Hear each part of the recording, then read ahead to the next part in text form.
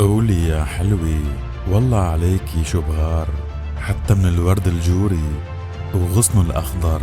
سرقتي قلبي وخليتي فكري محتار، وقلبتي نهاري ليل وليلي لنهار.